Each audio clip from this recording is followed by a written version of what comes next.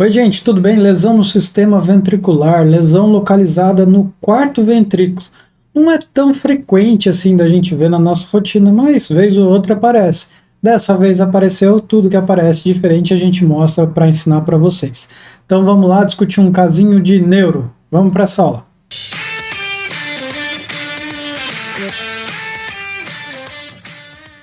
Esse caso é uma paciente feminina de 58 anos, deu entrada no pronto-socorro com um quadro de cefaleia persistente, né? Ela era meio flutuante, mas começou a ser mais persistente. Às vezes pode ter até um pouco de rebaixamento no nível de consciência, etc. E aqui a gente está diante da tomografia de crânio sem contraste, né? É um exame que normalmente a gente faz no pronto-socorro. Eu estou passando aqui, fazendo aquela visão panorâmica que a gente sempre faz. Quem participa da nossa Liga Irrads conhece esse aspecto de mostrar só o exame, só com pequena demonstração da história clínica, que faz parte do nosso caso do dia, né? E depois tem o Radio Tips, que são os flashcards explicando. Então esse aqui é o caso de hoje. E você olhando, no primeiro momento, pode até passar como um crânio assim relativamente normal, próximo do normal, um crânio assim de um paciente nessa faixa etária de 60 anos, por aí, né? Mas vamos ver com mais detalhe, né? Partes moles eu não vou ficar mostrando, que não tem nada significativo, e nem janela óssea. O osso aqui estava normal, não tem sinal de fratura, não tem nada que nos leve, nos oriente a isso. Então, a gente vai ver diretamente o parênquima encefálico. Eu estou aqui na alta convexidade, né, no vértice da cabeça. Eu já vejo os espaços licóricos, né, eles estão um pouco mais proeminentes em detrimento do parênquima encefálico. Eu vejo aqui bem o ventrículo lateral dos dois lados, talvez um pouquinho assimétrico, um pouquinho maior à direita, mas nada muito relevante. Então eu penso nessa proeminência dos espaços licóricos, mas relativamente habitual para a faixa etária. Eu até tenho um pouco de zona hipotenuante na substância branca aqui periventricular, talvez tenha algumas coisinhas aqui subcorticais, mas nessa faixa etária entra aí no bolo da microangiopatia gliose, né? Então a gente chega nessa porção mais inferior do parênquima encefálico e aí a gente vai chegar aqui no tronco, na fossa posterior. Se você olhar rápido aqui, ó, pode passar desapercebido. Eu vejo o cerebelo aqui, o hemisfério cerebelar direito, esquerdo, vejo aqui a região do bulbo, da ponte e do mesencéfalo, mas eu tenho que olhar o sistema ventricular. Eu estou aqui ó, no terceiro ventrículo, eu vejo o aqueduto mesencefálico aqui, ele vai abrir no quarto ventrículo. E eu deveria ver esse espaço licórico sendo preenchido por líquor. Eu tenho o plexo coroide aqui, mas não é comum a gente ver isso daqui. Ó. Aqui está obliterando o quarto ventrículo e aparentemente esse quarto ventrículo está aumentado de tamanho. Depois, ó, aqui volta ao normal. E aí eu vejo os forames de Luschka e o forame de Magendie. Lembrando, Luschka L, lateral, Magendie M, medial, né? Então parece que tem alguma coisinha aqui nessa região. Eu vou dar uma janelada, eu tento ver de alguma forma se ajuda ou não o meu olho, né? Nesse caso aqui na tomo sem contraste, eu não consigo avançar a princípio muita coisa, mas o que me orienta nesse caso é que tem uma lesão aqui ocupando o espaço do quarto ventrículo, né? Tem os foquinhos calcificados aqui de permeio e me mostra que esse quarto ventrículo está mais dilatado. Eu não tenho um edema aqui no parênquima cerebelar adjacente, nem na ponte ou nos pedúnculos cerebelares médios. Caso com essa história de cefaleia, confusão mental, até pensaram numa TVC e foi feito um estudo angiográfico. É claro que a anjo, quando você faz o arterial e a venosa, elas acabam sendo até um pouco mais precoces para a gente ver coisas do parênquima encefálico, realce no parênquima, né? Mas é o que a gente usa isso aqui para tentar identificar mais alguma coisa e ver se destaca ali naquela região do quarto ventrículo. Eu estou aqui na fase arterial, né, na angioarterial, estou na autoconvexidade, eu vejo que as artérias cerebrais intracranianas, ó, tá vindo aqui, tá relativamente bom, né, não é o nosso foco nessa discussão, o nosso foco ali no quarto ventrículo, e ó, janelando aqui, eu consigo destacar que começa a aparecer de fato alguma estrutura aqui ocupando esse quarto ventrículo. Ainda assim, é muito precoce, né? Está muito mais arterializado esse exame, mas veja que o tanto que tem de contraste aqui no seio dural, no seio transverso, é praticamente igual ao que tem aqui nessa lesão. Quando eu vou para a fase venosa, que é um pouco mais tardia, eu consigo ver já que as veias jugulares internas contrastando bem. Quando eu chego nessa parte aqui, ó, olha só como o realce aparece e destaca bem aquela lesão que eu conseguia ver de certa forma na tomo sem contraste. Agora eu consigo ver toda a dimensão dela, né, a morfologia dela, e de fato eu vejo que ela está ocupando o quarto ventrículo. Quando eu coloco no sagital, eu consigo ver, ter essa relação anatômica bem. Aqui está o aqueduto mesencefálico, aqui está o quarto ventrículo, e eu vejo essa lesão aqui ocupando o quarto ventrículo. Como ela é macroscopicamente, né, o aspecto aqui dela me lembra uma couve-flor. Parece que eu tenho uma couve-flor aqui nessa região do quarto ventrículo e eu vejo que ela tem um intenso e homogêneo realce pós-contraste. Aqui de novo, olhando no axial, esse intenso e homogêneo realce pós-contraste. Essas fases meio hipoatenuantes aqui de permeio parece ser mais um pouquinho de líquor ali que está se insinuando, ficando meio aprisionado no meio dessa própria lesão, mas ela em si está com intenso e homogêneo realce pós-contraste.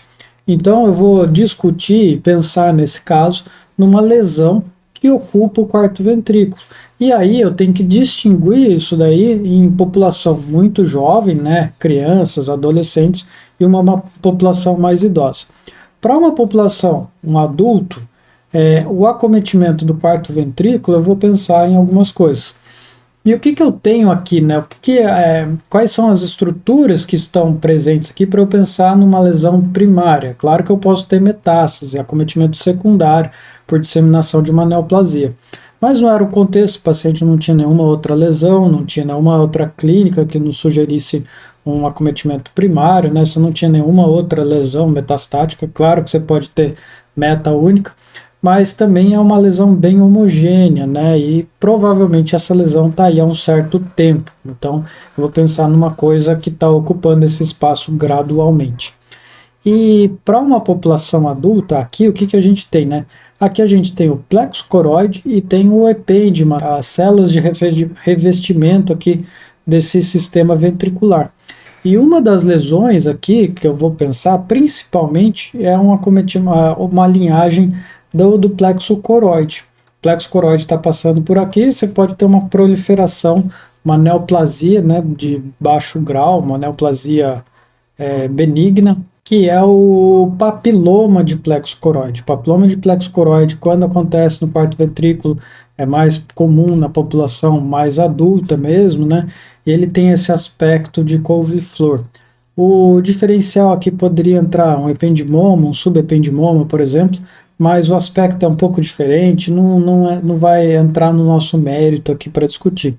Então é para mostrar para vocês essa possibilidade de um papiloma de plexo coroide. Essa paciente acabou fazendo ressonância, então aqui a gente está vendo a difusão, o mapa de ADC. Veja que eu não tenho restrição à difusão aqui, ó, não tenho um alto sinal nessa lesão. Fica mais fácil para eu ver como essa lesão realmente está ocupando aqui o quarto ventrículo. Olha só, ela com um alto sinal no flare, nesse flare sagital, ela está deslocando aqui a região da ponte, a porção mais superior do bulbo, desloca aqui essa parede posterior do quarto ventrículo. A gente consegue ver esse aspecto de couve-flor, né, dessa lesão. Aqui no axial a gente vê que de fato intracraniano, né, supratentorial, a gente não tinha nenhuma lesão significativa, né, a gente só tem esses focos de alto sinal na substância branca periventricular e subcorticais, compatíveis aí com microangiopatia e gliose. A lesão aqui, ó, no axial, preenchendo esse espaço do quarto ventrículo e não tendo uma extensão aqui para os forames de Luschka e Magendie.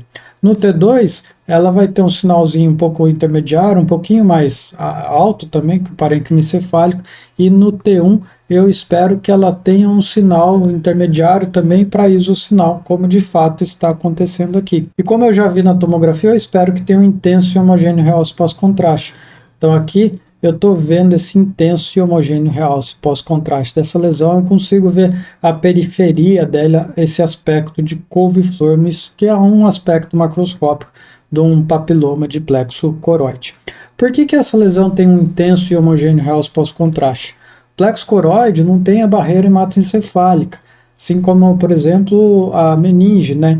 Então, plexo coroide, meningioma são lesões que vão ser muito vascularizadas. E isso é importante a gente saber, primeiro para pensar nesse tipo de alteração quando vê esses casos, e para não confundir também, porque se eu fizer uma perfusão, essa perfusão vai ser quente, vai ter um aumento de fluxo muito grande. Você vai ver lá fluxos de 7 vezes, 5 vezes maior, né? E você não pode confundir isso daí como, por exemplo, uma lesão glial de alto grau, simplesmente porque viu um aumento do RCBV, um aumento relativo do fluxo, né? Então isso é importante para a gente pensar. E uma outra coisa, nesses casos, às vezes é interessante a gente fazer uma sequência ponderada em T2 cortes finos, como o Fiesta. A gente consegue ver bem a relação anatômica. Olha só como aqui a gente está focado na região do quarto ventrículo. Eu estou vendo aqui o quarto ventrículo, esse daqui é o pedúnculo cerebelar superior. Para cá, maior vai ser o pedúnculo cerebelar médio, que a gente vai ver parcialmente. Aqui, ó, já abre o quarto ventrículo. Eu já vejo essa lesão aqui, ó, escura, né, com um isosinal em relação às estruturas adjacentes. Aquelas áreas com alto sinal, aquele aprisionamento licórico aí que está passando no meio dessa lesão. E eu vejo, ó, o efeito plástico dela, né? Ela não é uma lesão infiltrativa. Eu não tenho um edema nesse parênquima adjacente. Eu não tenho aspecto de ter lesões infiltrando aqui esse parênquima. Então me mostra que é uma lesão relativamente benigna, ela vai crescendo gradualmente, amoldando aqui essa parte. Papiloma pode fazer isso, ependimoma também pode fazer, né? Esse efeito que a gente fala, efeito plástico aqui das estruturas adjacentes. O clássico para isso é a gente pensar em ependimoma, tá? Aqui, ó, você vê o finzinho dessa lesão, o finzinho daquele aspecto de couve-flor, você vê que está bem ocupando mesmo o quarto ventrículo, lá para baixo, ó, tudo normalzinho, abrindo os forames de Luschka e Magendie. Como que se apresenta o papiloma de plexo coroide microscopicamente, né? Aqui a gente está vendo a lâmina de um outro caso, um outro paciente, tá? Que já tinha sido abordado, tudo, era uma lesão exatamente igual, com o mesmo aspecto, ocupando ali o quarto ventrículo, era um paciente adulto, masculino, só com aquele efeito mais plástico, né, e que tinha um intenso e homogêneo realce, o aspecto de couve-flor. Aqui a gente está vendo a lesão, né, no menor aumento, você vê aquele aspecto de couve-flor, que são essas pequenas projeções na periferia, né, e você consegue ver umas áreas mais celulares, periféricas, mas você tem internamente uns feixes. Aqui aumentando no maior eixo, eu consigo ver esses feixes aqui, ó, vindo para cá, e lateralmente a esses feixes eu consigo ver essas projeções da couve-flor. Isso daqui é o feixe fibrovascular, né? Você tem aqui células fibroblásticas, né? Você tem estruturas vasculares que irrigam, né? Você vê que ele tem intenso realce porque ela é bem vascularizada.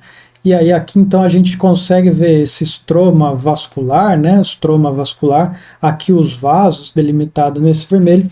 E quando a gente vai ver em detalhe as projeções, você vê que essas projeções são meio papilíferas, né? As células elas não têm nenhuma atipia. Você vê que ela é altinha aqui, né? Um epitélio colunar. Você vê o núcleo aqui nessa parte mais basal, você tem aqui a porção do citoplasma.